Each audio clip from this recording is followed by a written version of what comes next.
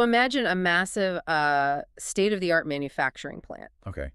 Like a modern car factory or something. Yeah, exactly. Like pristine, it's all gleaming steel, really precise robotics, zero tolerance engineering. Every conveyor belt is moving with just absolute mathematical perfection. Right. Now imagine a single microscopic wrench in that factory gets slightly bent out of shape, just a tiny structural flaw. Just one bad wrench. Right. But the moment that bent wrench touches another normal wrench, it instantly forces it to bend into the exact same flawed shape. Oh, wow. Okay. And then those two wrenches touch four more normal ones, and they bend. And then they touch the robotic arms, and the arms bend into wrenches. It's just cascading. Exactly. Before you know it, the entire factory, the walls, the machines, the structural support, it's all just one solid geometric block of bent wrenches. That is a terrifying image. Right. And for a long time, that concept completely upended our understanding of biology. It really did. Because, well, for decades, the central dogma of molecular biology was that you needed DNA or RNA to transmit information, right? You needed the genetic code to replicate. To actually build something. Yeah. But what you just described is basically the ultimate geometric contagion. And in biology, that terrifying bent wrench is called a prion. It's fold, too. It just physically forces them. Exactly. It creates these indestructible chains that clog up the brain, which leads to those devastating, fatal neurological conditions like mad cow disease. Right. So historically, we've only ever viewed prions through this lens of pathology. They are like the boogeymen of the microscopic world. So if you're listening to this right now, you might be wondering why we're starting a deep dive focused on the future of technology by talking about fatal brain diseases. It is a bit of a leap. It is. But today we are unpacking what might be the most ambitious set of source materials we've ever explored. It's this enormous stack of research centered around a radically paradigm-shifting 2026 manifesto by an independent researcher. Zachary David Enfield. Yes, Zachary David Enfield. And the manifesto is titled Prion and Amyloid Architectures, a Total Application Framework. It's quite a title. It really is. And the core premise is going to completely flip that bent wrench analogy on its head. Okay, let's unpack this. What if those terrifying misfolded proteins are actually the most underutilized, indestructible, and programmable building blocks in the physical universe? And what's fascinating here is that we aren't discussing science fiction. Yeah. I mean, every single component of Enfield's framework is grounded in peer-reviewed experimental literature. Right, from like 2003 all the way to early 2026. Exactly. He's taking thousands of pages of theoretical physics, biochemistry, quantum electronics, civilizational engineering, and he's synthesizing them into a unified theory. It's massive. It is. He's proposing that the specific physical architecture of a prion, what biochemists call the cross-beta scaffold, could become the foundation of an entirely new technological era. Like a completely new way of building things. Right. He meticulously outlines a pathway from microscopic proteins to quantum computers that run on ambient body heat. Which sounds insane. It does. To biological nuclear batteries, all the way up to self-assembling Dyson swarms that can literally throttle the fusion cores of stars. Okay, I know that sounds like a massive leap to anyone listening, going from a misfolded protein to a galactic power grid. It's a lot to take in. It is. So our mission today is to bridge that exact gap. We're going to explore this framework step by step and focus heavily on the physics and the engineering mechanisms to understand exactly how this is theoretically possible. We have to start at the foundation. Exactly, the absolute foundation. If we're going to build computers and spacecraft out of protein, we need to understand the material itself. What exactly is a cross-beta architecture, and why does a misfolded protein have such ridiculous physical properties? Well, to understand the physical properties, we have to look really closely at the geometry of protein folding. Okay. Proteins are basically long chains of amino acids. Usually they fold into very specific, complex 3D shapes to do their jobs like, enzymes or antibodies. Right, they kind of crumple up into a specific ball. Yeah, exactly. But all amyloid and prion fibrils fall into this alternate hyperstable state called the cross-beta structural motif. The cross-beta motif. Right. Imagine taking that long chain of amino acids and zigzagging it back and forth to create flat strands. We call these beta strands. Okay, so like folding paper into a fan. Yes. And these strands align perpendicular to the long axis of the growing fiber. And here's the crucial part. They are locked together by an incredibly dense repeating network of hydrogen bonds. So instead of a tangled ball of yarn, which is how a lot of proteins look, This is highly organized. It's like taking the yarn and weaving it into an incredibly tight, dense carpet. That's a really good way to visualize it. And these dense beta sheets, they stack on top of each other, running parallel down the fiber axis. What Great. this creates is effectively a biological nanocomposite material at the atomic level. Nanocomposite. Right. You have alternating layers. One layer is the rigid, heavily hydrogen-bonded beta sheet. The next layer consists of the amino acid side chains that stick out from the backbone. And what do those side chains do? Will actually function as molecular shock absorbers. Oh, wow. So it's similar to the engineering principle behind nacre, the mother of pearl inside an abalone shell, Yes, exactly. where you have those hard mineral plates separated by squishy organic biopolymers to keep cracks from spreading. Yep. Or even like modern building materials, it's like reinforced concrete, where the steel rebar gives it tensile strength, but in this case, the rebar itself acts as a shock absorber at the nanoscale. Precisely. And the mechanical consequences of this geometric arrangement are just staggering when you look at the testing data. Yeah, the numbers in the sources really caught my attention. When researchers specifically engineered polymeric amyloid fibers and tested them, they hit a toughness of 160 megajoules per cubic meter. Which is huge. Right. To put that in perspective for you, natural spider dragline silk is usually considered the absolute gold standard for biological toughness. Right. Everyone always talks about spider silk. Always. But this amyloid material completely outperforms it. And it manages to achieve that immense toughness at just 1/8 the density of structural steel. 1/8. And we should probably clarify why toughness is the key metric here, as opposed to just tensile strength. Good point. Tensile strength is basically how much weight you can hang from a wire before it snaps. Right. But toughness is a measure of how much total kinetic energy a material can absorb and dissipate before it actually fractures. Like taking a bullet. Exactly. Because of those molecular shock absorbers we mentioned, the Prion fiber can take an unbelievable amount of physical punishment.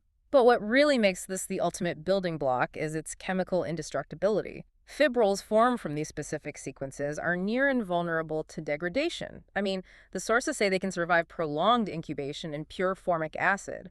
They survive boiling lye. Wait, boiling lye will dissolve bone and tissue into absolute liquid. And pure formic acid is incredibly corrosive. How does a simple protein survive that?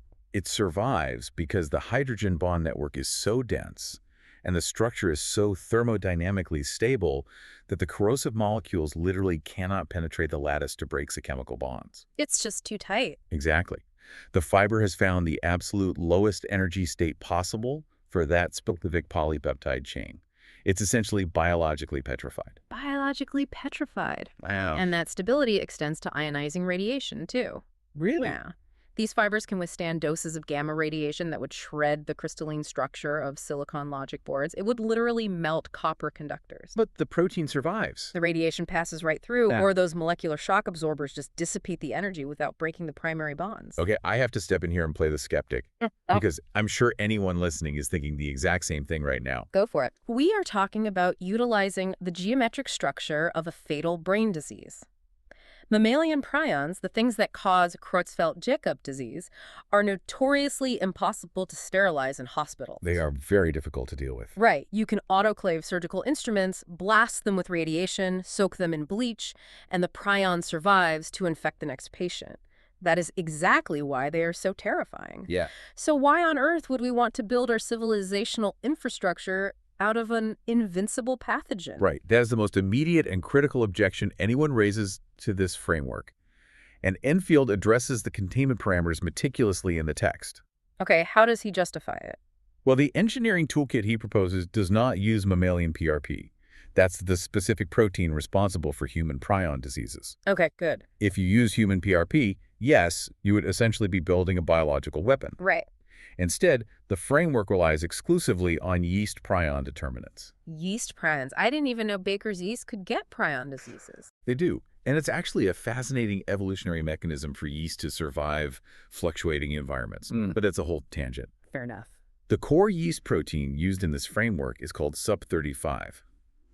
And it's used alongside completely synthetic lab-designed peptides. Okay.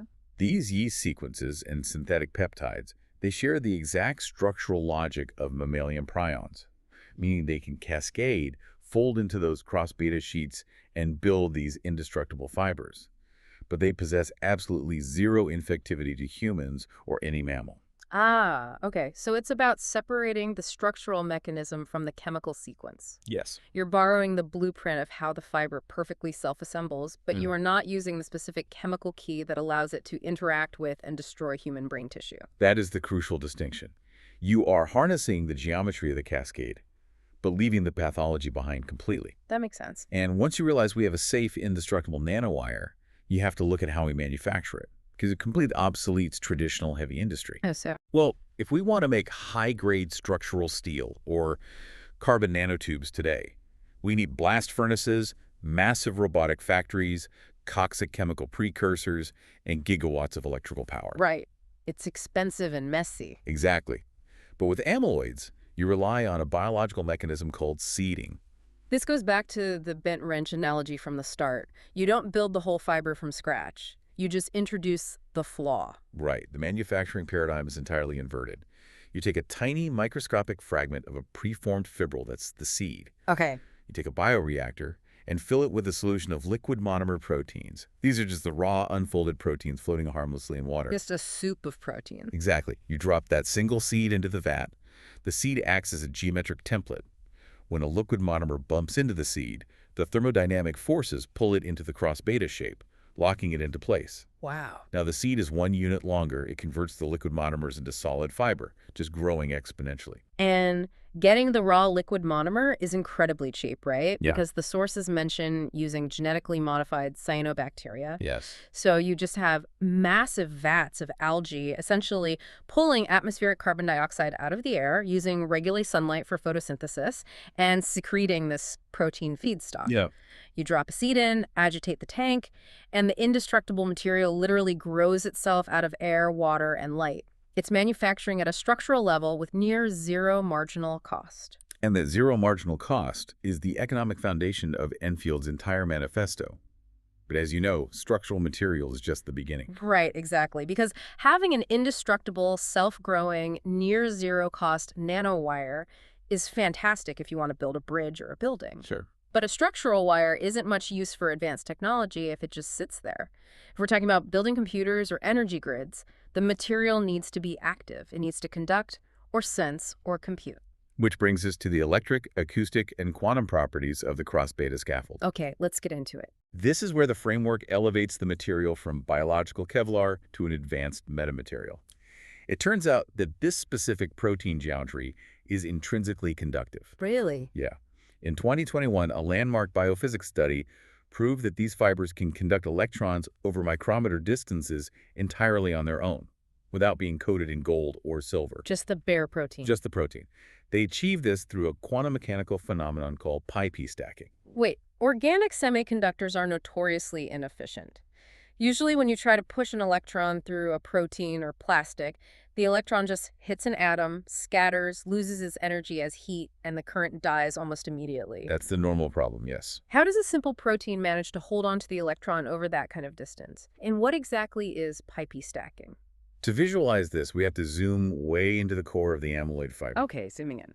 In the specific sequences Enfield highlights, there is a very high concentration of an amino acid called tyrosine. Tyrosine contains what chemists call an aromatic ring. Imagine a tiny hexagon made of carbon atoms. Okay, got a hexagon. Now, above and below this flat carbon hexagon, there is a cloud of delocalized electrons. These are the pi electrons. They aren't tied down to any single carbon atom. They just hover in a ring-shaped cloud. Okay, so you basically have this little molecular donut of electrons. Exactly. Now, remember how the cross-beta geometry stacks the amino acids incredibly tightly, like a deck of cards? Right, the super dense carpet. Because of that precise folding, these tyrosine carbon hexagons are stacked perfectly on top of one another, separated by just a few angstroms. Oh, I see where this is going. It forces those electron clouds, those donuts, to physically overlap. They merge into a continuous orbital pathway running straight down the center of the fiber. Wow. It essentially creates a superhighway that allows electrons to easily hole hop from one tyrosine ring to the next without scattering. So the geometry of the Prion fold accidentally creates a perfect organic semiconductor wire. It really does. And looking at the research, it's not just electrons. In 2024, researchers showed that short, prion-inspired peptides self-assemble into fibers that exhibit massive proton conductivity. They actually exceed the performance of many expensive synthetic polymers like naphthalene. Yes. Instead of electrons moving through the core, you have protons, which are just hydrogen ions skipping rapidly along a perfectly aligned network of water molecules and hydrogen bonds on the exterior surface of the fiber. So it's a proton wire on the outside. Exactly. It acts like a dedicated proton wire.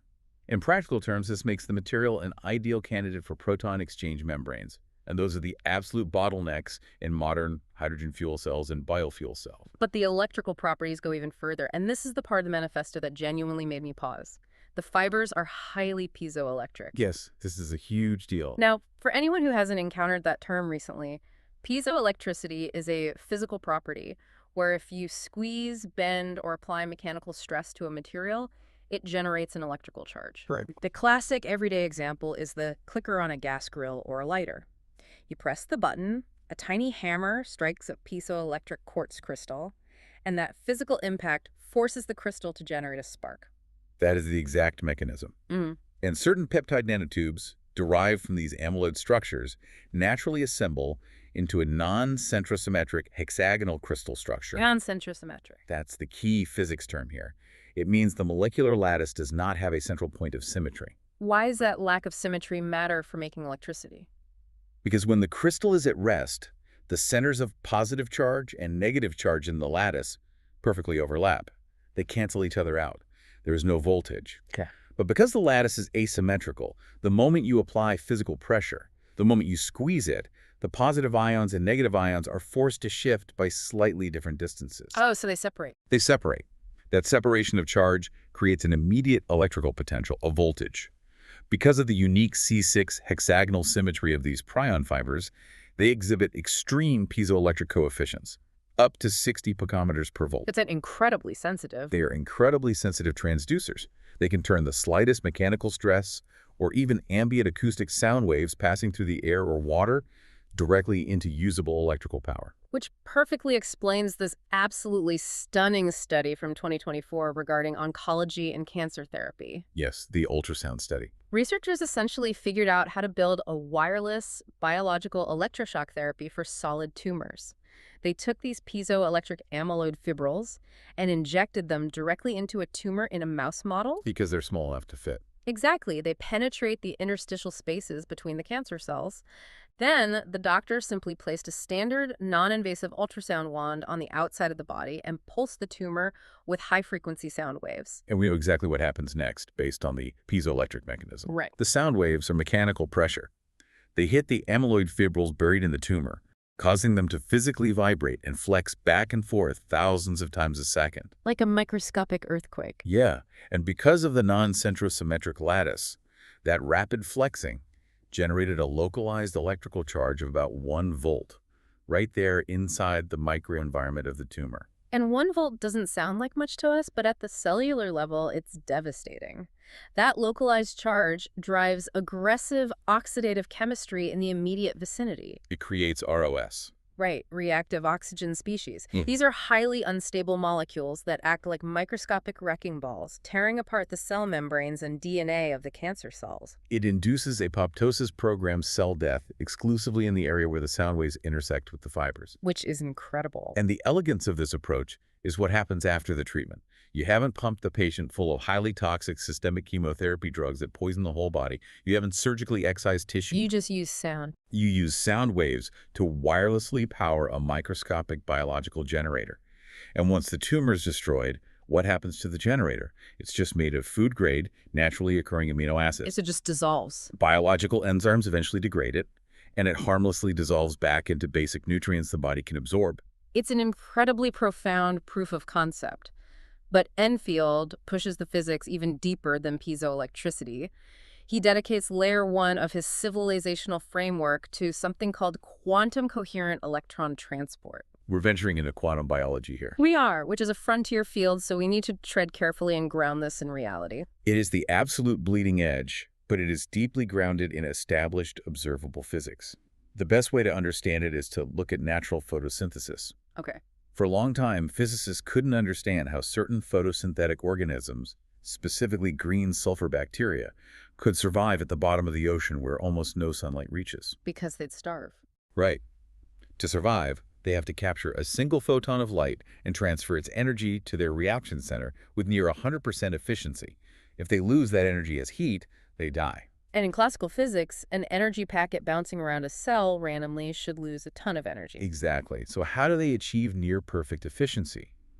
They use a protein structure called the Fenner-Matthews-Olsen, or FMO complex. The FMO complex. And the FMO complex operates using quantum mechanics. When the photon hits the pigment, the energy becomes an excitant. Instead of bouncing randomly like a pinball to find the reaction center, the excitant enters a state of quantum superposition. Wow. It acts as a wave, exploring every single possible pathway through the protein simultaneously and instantly finding the path of least resistance. But wait, quantum states are notoriously fragile. I mean, we build massive, super-cooled quantum computers precisely because the ambient heat of a room will cause decoherence. It destroys the quantum wave state. Yes, heat is usually the enemy. So how does a warm, wet bacterium at the bottom of the ocean maintain quantum coherence? That was the Nobel-worthy mystery. And the answer is vibronic coherence. Vibronic coherence. The protein scaffold holding the pigments is not just passive structural scaffolding. The specific chemical bonds of the protein vibrate at very precise frequencies. These vibrations create a phonon bath. Okay. And crucially, these structural vibrations resonate perfectly with the electronic transitions of the excitants. Instead of random heat destroying the quantum state, the highly ordered vibration of the protein actually shields and sustains the quantum wave, continuously refreshing the coherence. So the protein's physical vibration acts like a metronome that keeps the quantum wave in perfect rhythm, preventing it from collapsing. That's a great analogy. That is brilliant. And Enfield is applying this exact vibronic principle to the Prion fiber. Precisely. The cross-beta amyloid scaffold possesses the exact same type of highly structured periodic hydrogen bond lattice. So it can act as the metronome. Enfield proposes that by precisely engineering the sequence of the synthetic amino acids, we can tune the vibrational frequencies of the fiber. We can design a custom phonon bath. This is wild. The stacked tyrosine rings provide the physical pathway for the electrons, and the tuned vibration of the rigid beta sheets protects the quantum state of those electrons, allowing for true room-temperature quantum electron tunneling down the length of the biological wire. Okay, let's take a breath and synthesize what we have so far. We have a wire that grows itself from a single seed in a vat of algae water. It is tougher than spider silk. It survives gamma radiation. It conducts electricity organically. It turns ambient sound and physical pressure into voltage. And it can theoretically support quantum tunneling at room temperature. It is the ultimate active metamaterial. But I have a massive practical, logistical objection. Lay it on me. It was the first thing I thought of when reading the manufacturing section. If these fibers grow organically via a cascading chemical reaction in a liquid vat, how on earth do we control where they grow? Yes. If I want to build a highly specific nanocircuit for a computer, or I want to weave a highly targeted regenerative scaffold inside a human heart valve, I can't just drop a seed in and let it grow like a massive tumbleweed. No, you definitely can't. It's useless for precision engineering if we don't have spatial control. And we certainly can't use tiny tweezers to place these 10-nanometer fibers one by one. You've hit on the exact bottleneck that existed in the field of amyloid nanotechnology for a decade. Prion self-assembly gave us the ultimate wonder material, but it gave us absolutely zero spatial control. It was basically just making bulk sludge. It was a bulk chemical process. You got a vat of sludge. But Enfield identifies a massive technological convergence that completely resolves this issue. He brings together three separate fields: amyloid biophysics, optogenetics, and photolithography. Optogenetic lithography. He calls it optogenetic lithography, yes. Let's break those three pillars down, because this is where the manufacturing paradigm truly shifts. Think of it like a printing process. First, you have the synthetic Prion self-assembly cascade. That is your ink. It's the material that will solidify. Second, you have optogenetics, which functions as your spatial gate, or your light switch. And third, you have photolithography, the use of targeted lasers, which provides the precise geometric pattern. Right. The breakthrough is in this second pillar, optogenetics.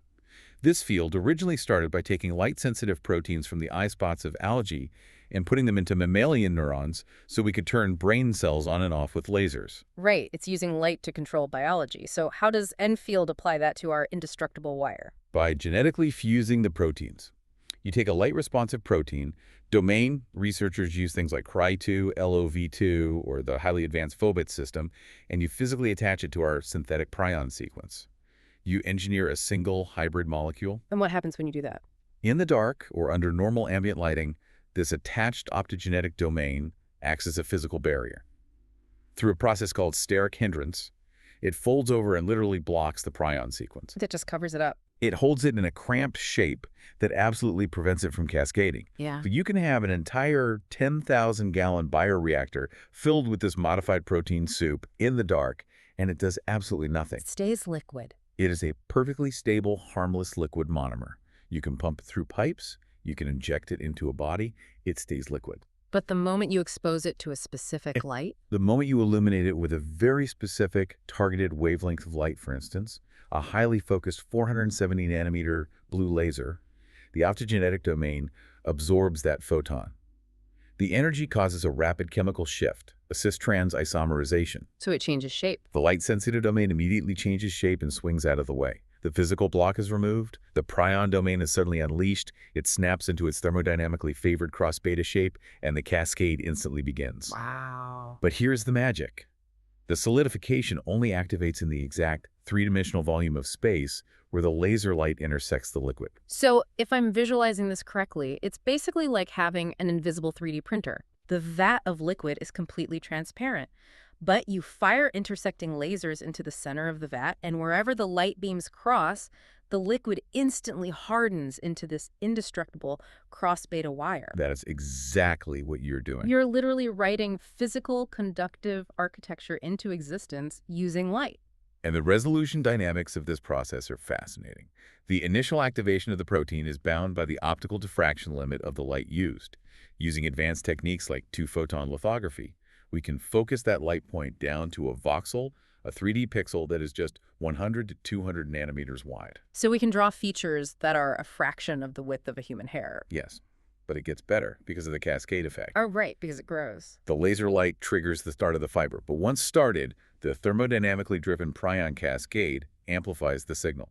A single subdiffraction limited initiation event, a tiny spark of light, can produce a fiber that continues to grow and propagate for hundreds of micrometers in a straight line, far beyond the initial illuminated volume. And we can control that growth. By manipulating the polarization of the light and the flow of the liquid, we can direct that growth. Furthermore, it's highly multiplexed. Meaning we can print multiple different materials at the same time. Exactly. Using systems like Phobit, which Texas A&M published a major paper on in 2025, you have highly modular reversible switches that respond to different colors. Like RGB. Exactly. You could have a vat containing 3 different modified Prion sequences. Sequence A responds to blue light, sequence B responds to green light, sequence C responds to red light. Wow. You could fire 3 lasers simultaneously to weave a complex multi-material composite microdevice in a single pass. You can use blue light to turn the structural growth on, switch to red light to lay down a highly conductive tyrosine track, and then switch the lights off to immediately halt all growth. I want to pause and consider the civilizational implications of this, because Enfield doesn't just talk about computer chips. He applies this to biology itself. The medical applications are incredible. Let's look at the food industry first. He details a concept called protein lattice printing. Right now, the lab-grown meat industry is struggling immensely. They can grow mushy animal cells in a vat, but it doesn't look or taste like a steak because a real steak has a complex 3D hierarchical microarchitecture. Right. Muscle fibers, fat, all of it. It has bundled muscle fibers, fascial tissue, fat veins. You can't just extrude that out of a mechanical nozzle. The mechanical nozzles lack the nanoscale resolution and the speed to build macroscopic tissue affordably. But with optogenetic lithography, you don't need a nozzle. You could take a massive vat of highly nutritional synthetic protein soup. You fire a complex, pre-programmed holographic light pattern into the vat. Just shining light into the soup. And in seconds, the light literally writes a steak into existence. The optical pattern dictates the exact hierarchical bundling of the fibers, perfectly mimicking the tensile structure of muscle tissue. You scoop it out, wash it, and you have structurally perfect food printed by light at massive scale. And if we transition from agriculture to medicine, the implications become even more profound, especially when Enfield integrates this with viral delivery systems, specifically adeno-associated viral vectors, or AAVs. This is the section on viral nanites. This felt like reading a medical textbook from the 22nd century. It does, but again, AAVs are currently used in FDA-approved gene therapies today. We use them to deliver genetic payloads to specific cells. Right. Enfield proposes loading these viral vectors with the genetic code for our optogenetically gated prion proteins. Imagine a patient has suffered a severe physical trauma, a massive wound, or perhaps they have a deeply embedded tumor that requires targeted structural therapy. Okay, so a major injury. You inject the AAVs into the patient. The viral vectors locate the specific cells in the injury zone and insert the code. The patient's own cells become tiny factories, producing massive amounts of these light-sensitive protein monomers. But because they are deep inside the dark body, the optogenetic gate stays closed. Right, it's dark in there. The proteins just float in the interstitial fluid as a harmless liquid. Exactly. The area is flooded with raw building material, just waiting for a signal. Then, a physician inserts a microscopic fiber optic endoscope into the injury site. Oh my God. They activate a highly specific 3D laser pattern tailored to the exact microscopic geometry of the patient's specific wound. The light sweeps through the tissue. Instantly, the liquid proteins in the path of the beam snap into the cross-beta configuration. That is just wow. The physician is literally using a flashlight to draw a permanent, structurally integrated, intelligently designed biological scaffold directly into the damaged tissue. And because we can engineer these fibers to hold therapeutic drugs or stem cell attractants, the scaffold actively regenerates the tissue around it. That is awe-inspiring. A doctor physically drawing a healing scaffold inside your body with a laser beam. Okay, so let's summarize where we are. We have a wire that is practically indestructible, incredibly conductive, and computationally active. And we now have a mechanism, optogenetic lithography, to print perfect, intricate 10-nanometer circuits in 3 dimensions exactly where we want them, using just colored light. So we essentially have a way to print computer chips out of biology. But having the wires is only half the battle. How does a protein actually compute information? How do we replace silicon logic gates? That brings us to the core of Enfield's processing engine, the 8-layer unified computational architecture. Right, the 8-layer architecture. Let's get into that. This is where the manifesto integrates molecular biophysics with hardcore information theory. Enfield unpacks an architecture that completely discards traditional von Neumann silicon computing. It combines quantum mechanics, photonics, RNA regulatory networks, and electron transport. That's a lot of layers. It is. But the primary heavy-lifting processing engine relies on the interplay between layer 6, which is DNA quaternary storage, and layer 4, which is Prion conformational logic. Let's start with the hard drive. Why use DNA to store data instead of a traditional solid-state drive? It comes down to basic math and density. Standard silicon computing is entirely binary. A microscopic transistor is basically a physical switch. It is either open or closed, a 0 or a 1. One bit of information per physical unit. Exactly. DNA, however, is a polymer made of 4 distinct nucleotide base pairs: adenine, cytosine, thymine, guanine. Structurally, these are purines and pyrimidines. Because it operates with 4 physical building blocks, DNA inherently functions in 4 states. Two. Right? 4 states. It encodes 2 bits of information per individual base pair. When you calculate the theoretical information density of DNA in a 3-dimensional volume, it completely dwarfs the densest solid-state hard drive humanity has ever engineered by orders of magnitude. This is just crazy dense. You could store the entire internet in a volume the size of a shoebox. The density is incredible, yes. Cool. But anyone who has studied synthetic biology knows the massive drawback of DNA storage. The speed. It is agonizingly slow. In biological systems, to read or write DNA, you have to use enzymes like polymerases. These are big, clunky molecular machines that physically crawl along the DNA strand, reading it base by base. It can take hours to sequence a gene. You can't run a supercomputer if it takes 2 hours to load a text file. Which is exactly why Enfield's architecture completely abandons enzymatic reading and writing. Enzymes are biological tools. He needs physical tools. Instead, the framework uses terahertz or terahertz radiation. Terahertz light. How does a specific wavelength of light read a DNA sequence? It has to do with resonance. The double helix of DNA is held together by weak hydrogen bonds down the center. Because of the mass of the molecules and the stiffness of those bonds, the entire DNA molecule has natural collective vibrational modes. So it vibrates at a specific frequency. It physically rings like a bell at very specific frequencies, and those frequencies happen to fall perfectly into the terahertz band of the electromagnetic spectrum. Okay. By hitting the DNA with incredibly intense, ultra-short, precisely tuned terahertz laser pulses, you can resonantly excite those specific hydrogen bonds. You pump energy directly into the connection until it temporarily breaks. So you are using light to literally vibrate the DNA apart. Yes, you can cause the DNA double helix to unzip locally and then re-zip as it cools in a matter of picoseconds, trillionths of a second. That's fast. By modulating the TR's pulse, you can manipulate the physical state of the bases, effectively writing and reading the quaternary data at speeds that rival or exceed modern silicon clock rates. Okay, so DNA serves as the ultra-dense, ultra-fast hard drive, and the TR light acts as the read-write laser. Where do the prion fibers we've been talking about come into play? The prion fibers act as both the logic gates and the physical wiring connecting the DNA storage nodes. You use the optogenetic light printing to precisely position the DNA molecules, and then you weave the prion conductive fibers between them. Right. But in this architecture, the prion fibers don't just conduct electrical electrons, they conduct shape. What does it mean to conduct shape? Proteins are not static objects. Quion sequences, in particular, possess what is called multi-stable conformational states. This means the protein can fold into several different, highly stable geometric configurations depending on its energy state. So it can change shape. Imagine a highly complex piece of origami that can snap into 3 distinct shapes. When an input signal, say, a specific electrical charge generated by the DNA node, or a direct TRH pulse hits one end of the prion fiber, it physically forces the protein at that tip to shift its conformation from shape A to shape B. And because of the cascading, templating nature of the prion. Exactly. Because it's a prion, that new shape acts as a template for the next molecule in the chain. The physical conformational shift propagates rapidly down the length of the wire like a falling row of dominoes. That's so cool. This allows for non-binary geometric logic operations.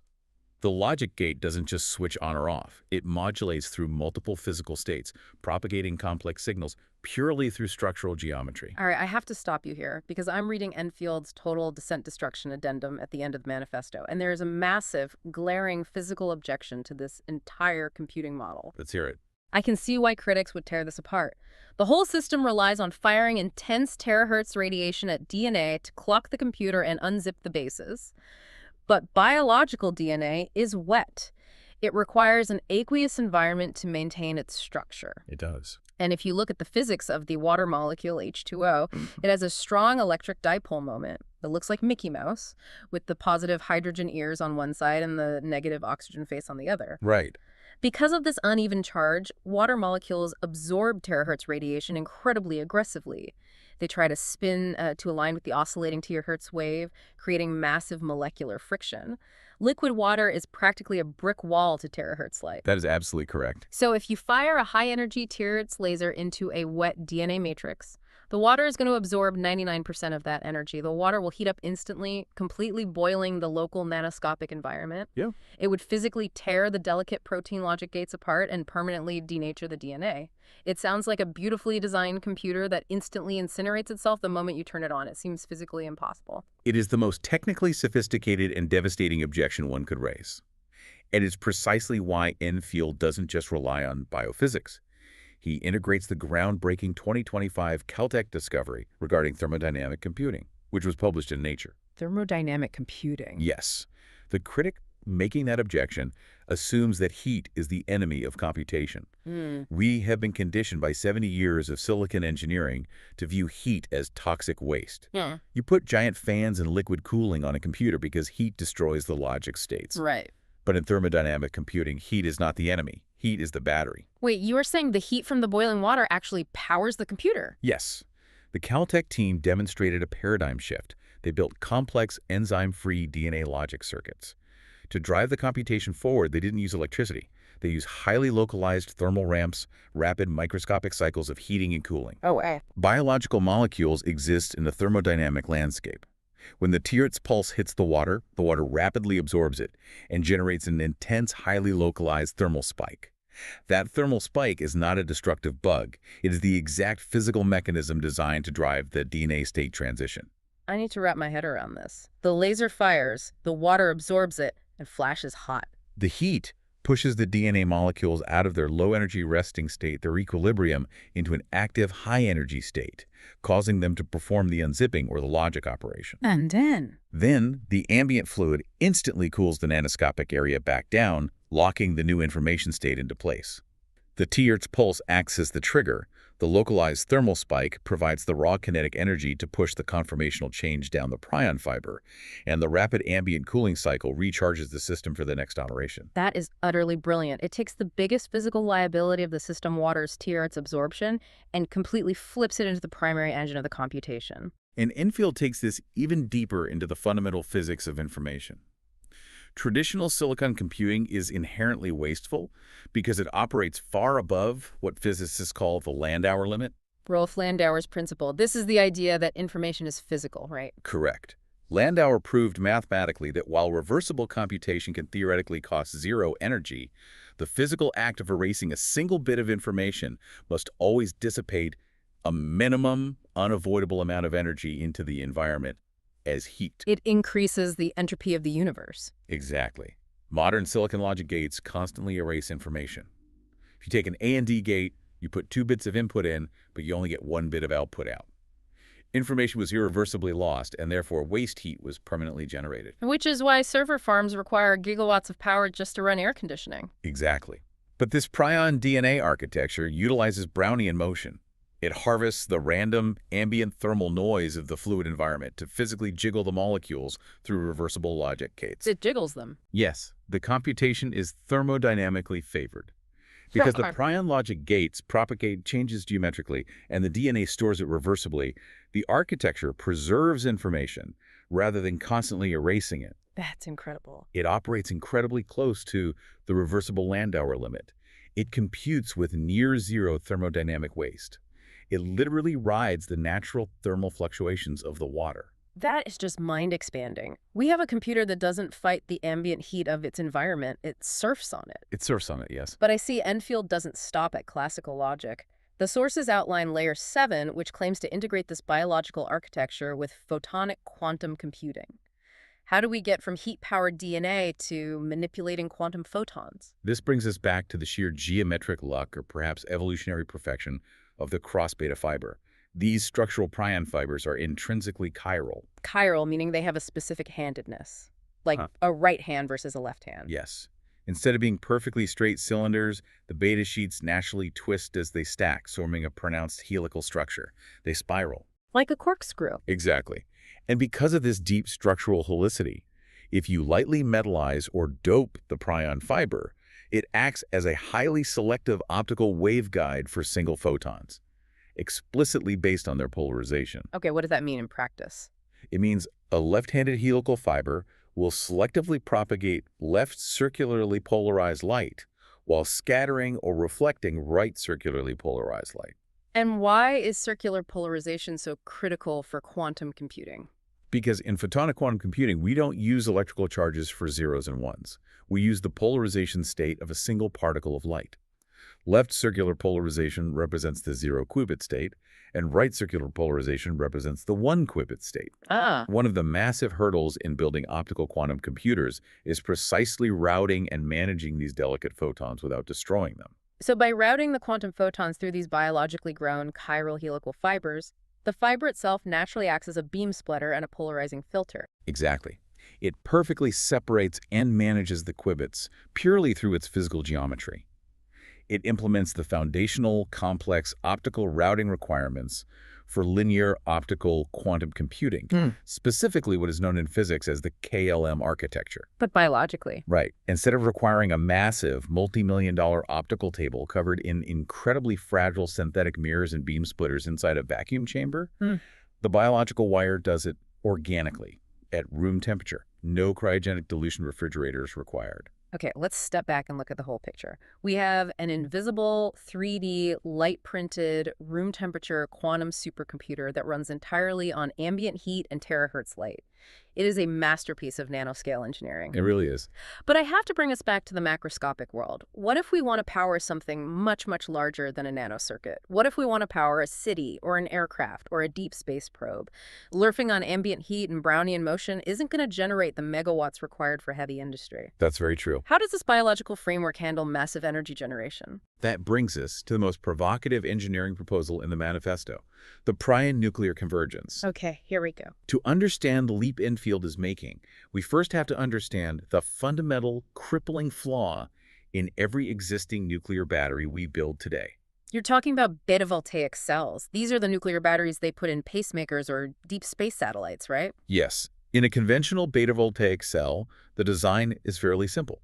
You have a highly radioactive source isotope, like carbon-14 or tritium. Right. You place that radioactive source physically next to a semiconductor junction, usually made of silicon or diamond.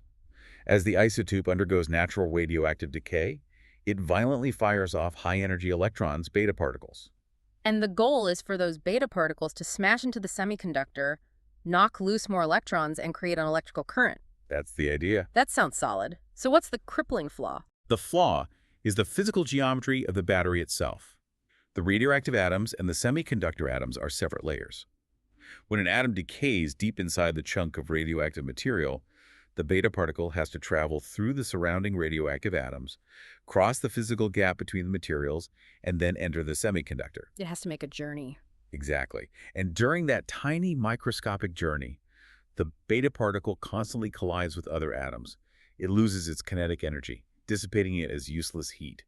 Physicists call this self-absorption. Self-absorption. Right. And it dictates a hard, immovable ceiling on efficiency. The very best beta voltaics humanity has ever engineered peak at around a 2 or 3% conversion efficiency. So 97% of the immense nuclear energy locked inside the isotope is just wasted as completely useless heat and stray radiation. That is terribly inefficient. It is. But in 2024, researchers at Soochow University published an absolute breakthrough in the journal Nature. They completely reimagined the geometry of the battery. They demonstrated a principle called the coalescent transducer. Coalescent transducer. Instead of having a chunk of radioactive material next to a chunk of semiconductor, they took a radioactive isotope, specifically americium, and chemically bonded it directly into the molecular crystal lattice of the transducing material itself. So they merged the fuel and the engine into a single molecule. Precisely. By eliminating the physical gap between the radioactive source and the energy converter at the atomic level, the beta particle doesn't have to travel anywhere. The moment it is emitted, it is already inside the semiconductor lattice. Wow. And what did that do to the efficiency? The researchers achieved an 8,000-fold enhancement in energy conversion efficiency. An 8,000-fold enhancement. That is not an incremental upgrade. That completely redefines what nuclear batteries are capable of. It's a different category of power. It changes everything. So how does Enfield apply the coalescent transducer principle to our biological prion fibers? He applies it through advanced genetic engineering. Molecular biologists have already discovered and engineered specific proteins known as superurinal binding proteins, or SUPs. Right. These specific proteins have a staggering femtomolar affinity for uranium. They act like highly targeted magnets, binding to uranium ions in solution with atomic precision while ignoring other metals. Okay. Enfield proposes using CRISPR gene editing technology to insert these specific SUP genetic sequences directly into the core sequence of our sub-35 prion. Let me guess how the manufacturing works based on everything we've discussed. We take our vat of genetically modified cyanobacteria, but instead of filling the vat with fresh water, we pump in seawater. Yes, because the world's oceans naturally contain billions of tons of trace uranium dissolved in the water. The bacteria use sunlight to photosynthesize the modified prion proteins. We drop our optogenetic light seed in, or fire our lasers to start the cascade. Right. As the indestructible cross-beta fiber self-assembles, those engineered SUP binding sites physically snatch the trace uranium ions right out of the seawater. The fiber biomineralizes the uranium directly into its core as it grows. You have seamlessly grown a biological structural lattice that holds radioactive uranium atoms at exact angstrom-scale proximity to the energy-transducing tyrosine rings of the fiber. You have grown a macroscopic coalescent transducer. Okay, I have to stop you because I am visualizing this, and my safety alarms are blaring. I figured they might be. Are we proposing building a biological nuclear reactor that could melt down because growing massive webs of radioactive uranium inside living vats sounds like a recipe for a catastrophic, uncontrolled radiological disaster. I want to firmly clarify this point because Infield dedicates an entire section to the safety physics. Yep. No, this is not a nuclear reactor. Okay, A good. traditional nuclear reactor sustains a controlled, highly active fission chain reaction. Right. You are actively splitting uranium-235 atoms with neutrons, which release more neutrons, triggering more atoms to split. It requires critical mass. Right. This biological architecture does absolutely none of that. It uses trace, non-weapons-grade uranium. It is a solid-state nuclear energy converter.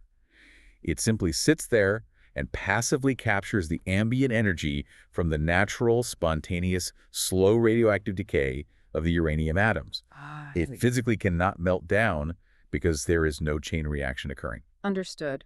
It's an incredibly dense, hyper-efficient biological nuclear battery.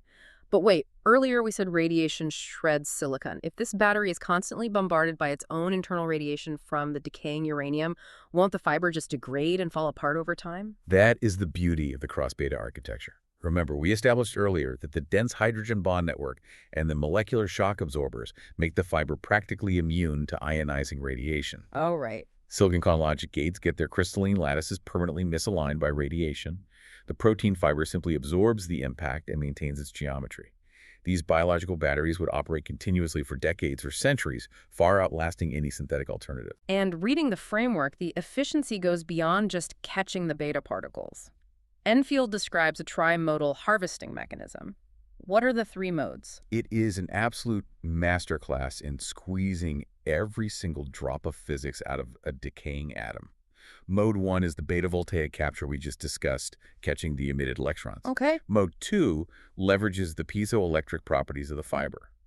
When that heavy uranium atom decays and shoots out a particle, Newtonian physics dictates that the nucleus physically recoils in the opposite direction. Like a gun firing a bullet.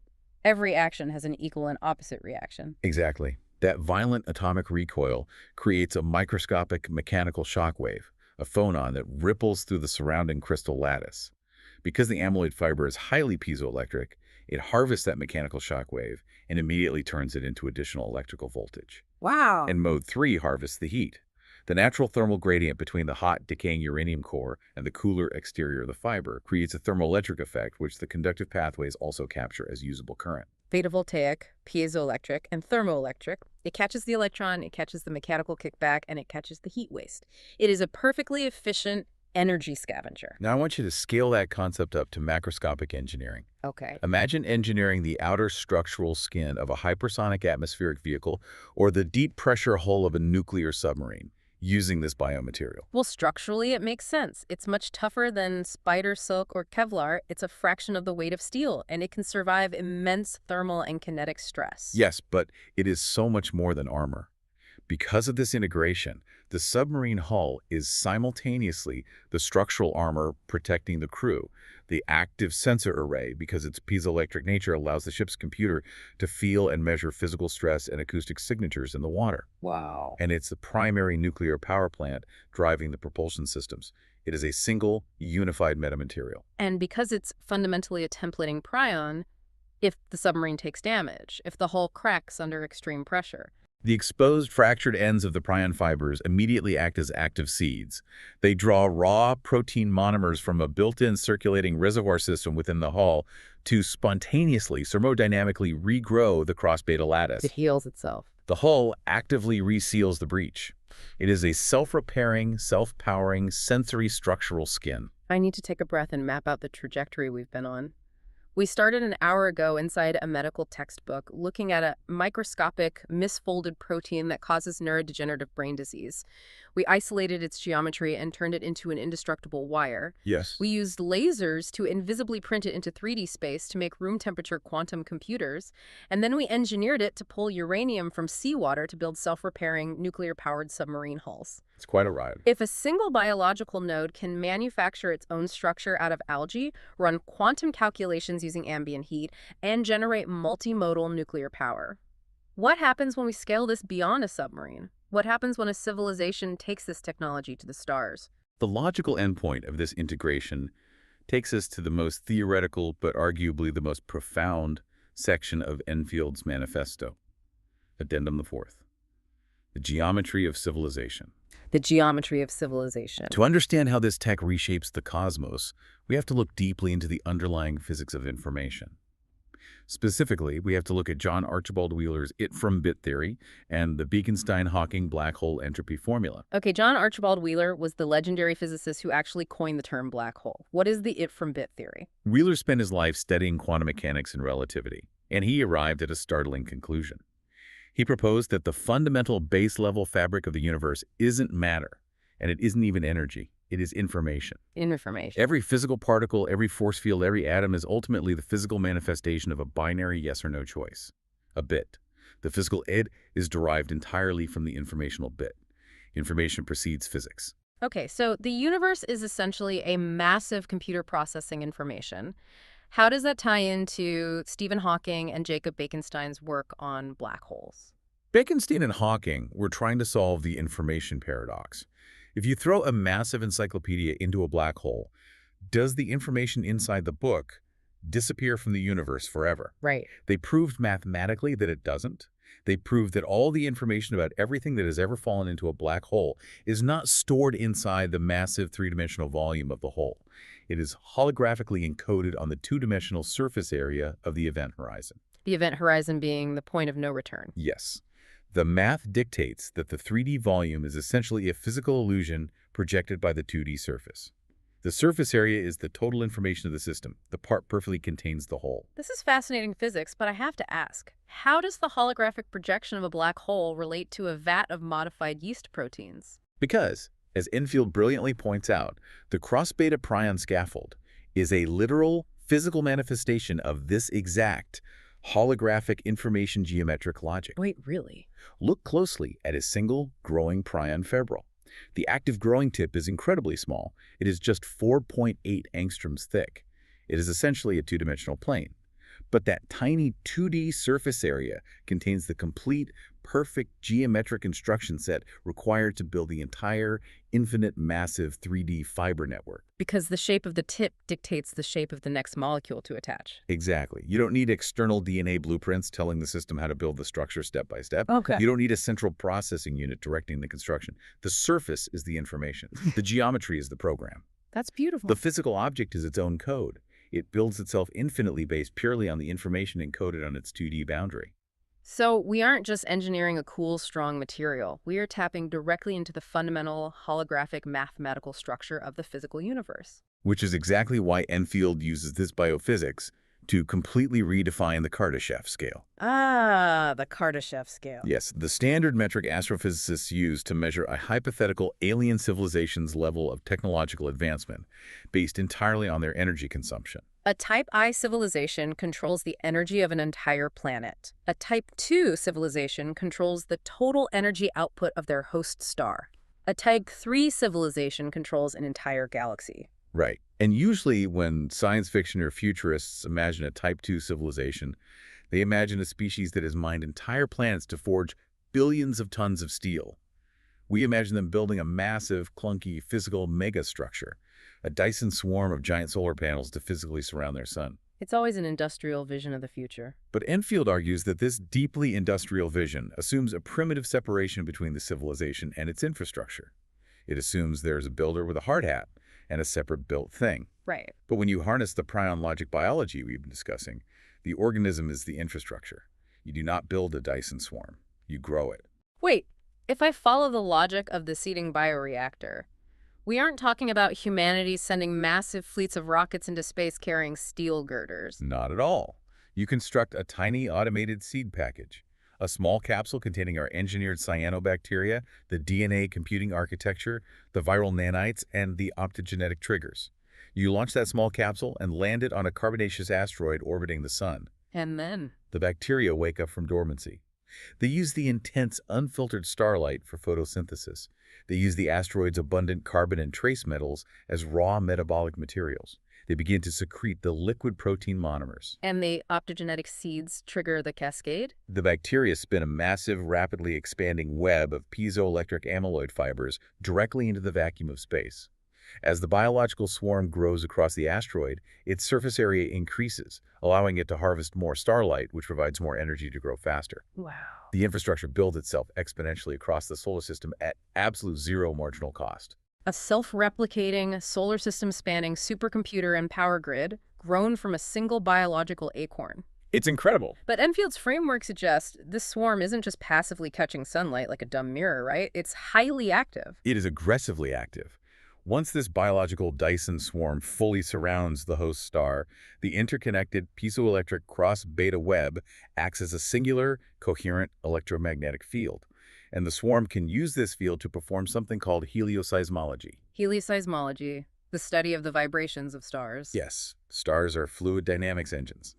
They naturally oscillate with massive acoustic pressure waves. They ring like giant bells.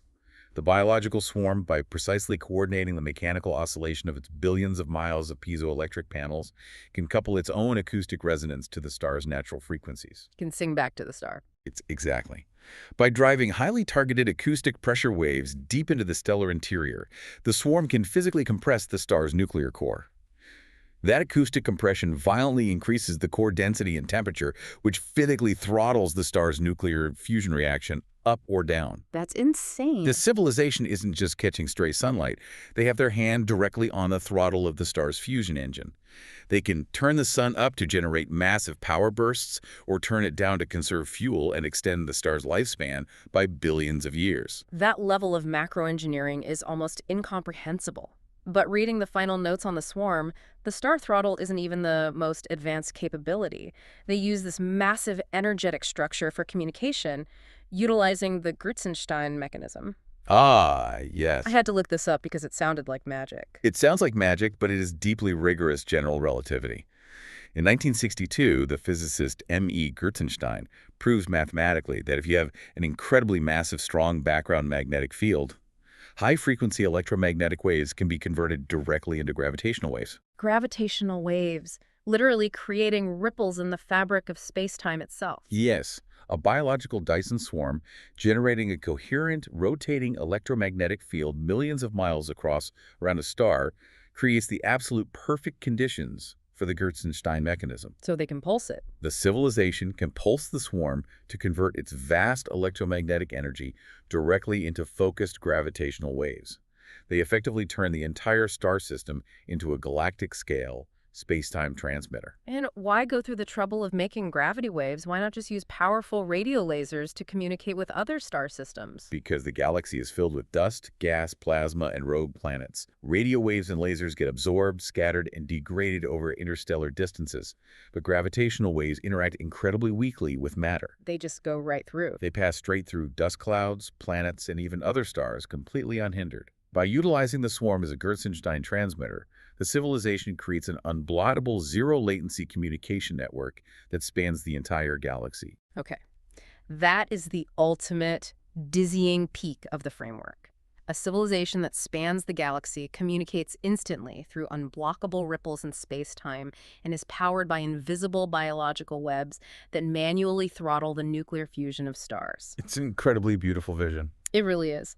But before we wrap up, we have to ground ourselves. We have to address the massive elephant in the room regarding the sheer audacious magnitude of this engineering claim.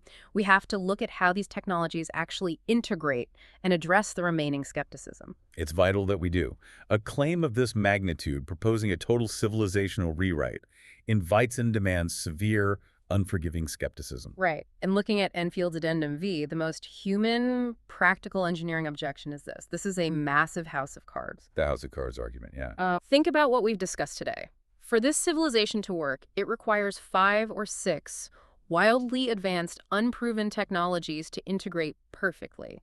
We need terahertz lasers, we need optogenetic light switches, we need exact DNA quaternary storage, we need coalescent nuclear transducers to bind uranium, we need room temperature quantum routing, and we need self-assembling Prion scaffolds. It's a tall order. If this is a chain of dependencies and just one of those pillars fails if we can't get the T-Hertz clocking to work efficiently, or the AAV viral nanites prove too unstable in space, the entire civilizational architecture instantly collapses. It is simply too fragile to be a realistic blueprint. And Enfield's response to that critical engineering objection introduces a design philosophy he calls pillar substitution. Pillar substitution. The critic assumes this is a serial chain, like a string of Christmas lights, where if one bulb blows, the whole string goes dark. They assume pillar A must succeed for pillar B to function. But Enfield's framework is designed as a massively parallel integration. Meaning the system has built-in redundancy. Deep physical redundancy. Let's take your specific example of the TRX clocking. Let's say the critic is right. Let's say firing TRX lasers at wet DNA in a macroscopic computer proves too energetically chaotic to manage at scale. Does the computing architecture fail? No. It degrades gracefully. How does it degrade? What is the backup? It falls back completely to the Brownian thermal computing we discussed earlier. Yeah. We already have empirical proof from 2025 biophysics research out of Munich that we can use ambient thermal fluctuations, just the chaotic, random Brownian motion of the liquid molecules, to successfully drive the DNA logic gates forward. But relying on random thermal noise to compute is much, much slower than hitting it with a high-speed TRX laser. It is significantly slower, yes, but it requires practically zero input energy, and it absolutely works. The civilization's computing speed drops, but the civilization survives. That makes sense. Similarly, if the highly complex photonic quantum routing proves too unstable to scale up to massive sizes, the system doesn't crash. It smoothly relies entirely on the massive density of the classical DNA quaternary storage. The entire framework is mathematically designed so that each pillar's specific weakness is entirely covered by the physical strength of a different pillar. It is an ultra-robust parallel architecture. Okay, so it's robust from an engineering standpoint. I buy the redundancy. But let me throw the ultimate biological nightmare at you. Go ahead. Because I can't shake the origin of this material, the evolutionary fear. We are talking about covering asteroids, planets, and human bodies in self-replicating biological structures. Evolution is a chaotic, blind, unstoppable force. Life finds a way. It does. If we deploy trillions of tons of this material, won't evolution eventually mutate the bacteria? Won't those harmless, structurally perfect, light-printed fibers accidentally mutate back into a pathogenic super prion? Couldn't we accidentally engineer a literal gray goo scenario that relentlessly wipes out all carbon-based biology in the solar system? This is a very deep, very primal fear. But from a biological perspective, it stems from a fundamental misunderstanding of what the engineered amyloid fiber actually is. The cross-beta amyloid fibers themselves are not living organisms. But they replicate, they grow. Crystals grow, but they are not alive. The fibers do not have genomes, they do not possess DNA or RNA, they do not undergo cellular division, and they do not have meiotic recombination. Though they can evolve. They replicate purely by thermodynamic geometry, the physical shape forcing the next molecule into alignment. The fiber itself physically cannot mutate because it has no genetic code of its own to mutate. Okay, I grant you the wire is dead. But the cyanobacteria, the vats of algae that we use to manufacture the liquid protein monomers in the first place, those are absolutely alive. Those have DNA, those undergo cell division, and those can absolutely mutate due to cosmic radiation or replication errors. Correct. The only component of this entire civilizational supply chain that can undergo evolution is the host cell secreting the protein. And we control that biological risk through highly standardized, rigorous biosafety containment protocols that we already use today. Like what? How do you stop a mutating bacteria? We engineer the cyanobacteria with highly aggressive genetic kill switches. We utilize dominant negative inhibitors in their genome. We design their metabolism so they require a highly specific, totally synthetic nutrient to survive a chemical that does not exist anywhere in nature. Oh, clever. If a bacteria mutates even slightly away from our exact parameters, the genetic kill switch automatically triggers, or they simply starve to death instantly because we stopped feeding them the synthetic nutrient. So the risk management is entirely in our hands. It is the exact same risk profile and the exact same management protocol that the pharmaceutical industry uses every single day to produce industrial insulin. We use genetically engineered E. coli bacteria in massive vats to manufacture the insulin millions of diabetics rely on. We don't worry about those insulin-producing bacteria evolving to destroy the planet because we deeply understand biocontainment and metabolic dependency. The biological risk of Enfield's framework is absolutely real, but it is manageable through established, proven biosecurity engineering. Let's step back and summarize this incredible journey we've been on today.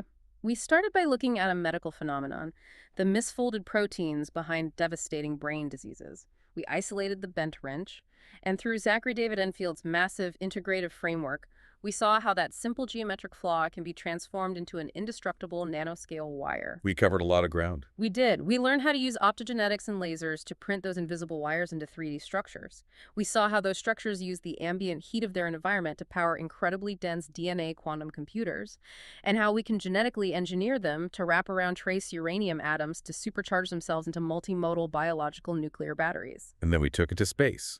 Finally, we scaled them up into the vacuum of space, planting them on distant asteroids to organically grow into self-replicating Dyson swarms that can literally throttle the fusion cores of stars and send gravitational waves across the galaxy. And the reason you should care about this, the true underlying relevance of this entire framework, is that the strict boundary we've drawn between a machine, a computer, a structural material, and a living organism is about to vanish entirely. It's all blurring together. We're looking at the fundamental blueprint for a civilization where industrial manufacturing has absolutely zero marginal cost. The factories are photosynthetic, the computers thrive on the heat of their own calculations, and the massive infrastructure that powers the future physically grows itself from nothing but raw carbon, water, and sunlight. It completely rewrites what it means to build a future. So I want to leave you with a final thought to mull over, something to explore on your own as you look up at the night sky. I love this thought. If Enfield's framework is mathematically and physically correct, if the ultimate apex technological civilization doesn't look like our sci-fi movies, if it doesn't look like gleaming metal cities or giant exhaust-spewing rockets or massive clunky steel Dyson spheres blocking out the light of stars, Right. if the absolute peak of technology is actually a quiet, invisible, self-assembling biological web that hums with perfect thermodynamic efficiency in the background of a star system, how would we even know if a Type 3 civilization is already out there? Exactly. Maybe we've spent the last 50 years pointing our radio telescopes looking for giant alien megastructures and industrial noise when we shouldn't be looking for metal at all. Maybe the advanced aliens are already everywhere and we just need to look deeper into the microscopic world, looking for the holographic geometry of life itself. That is the ultimate lingering question. If the peak of technological engineering is physically indistinguishable from natural biology, then the universe might already be heavily crowded. We just haven't known how to see them. I think that's the perfect place to leave it. Thank you so much for joining us on this incredibly ambitious deep dive into the architecture of tomorrow. Keep asking questions, keep looking closely at the invisible forces shaping the world around you, and remember, sometimes the key to unlocking the stars starts with a single bent wrench in the factory. Until next time.